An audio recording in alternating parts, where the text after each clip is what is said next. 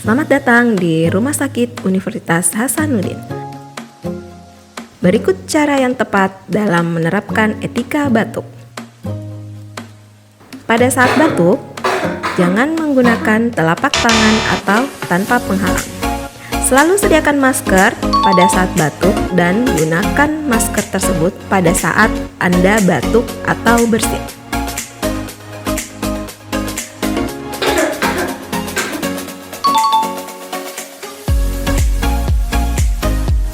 Jika tidak ada masker, tutup mulut dan hidung dengan lengan atas bagian dalam.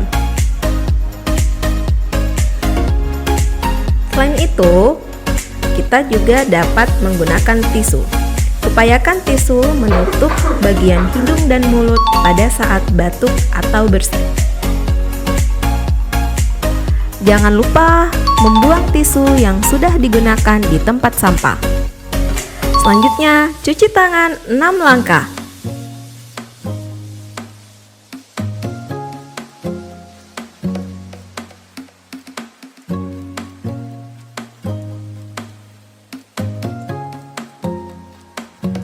Terapkan etika batuk dan bersin untuk melindungi diri dan orang lain. Pesan ini disampaikan oleh Komite Pencegahan dan Pengendalian Infeksi bekerjasama dengan Instalasi Promosi Kesehatan Rumah Sakit Universitas Hasanuddin.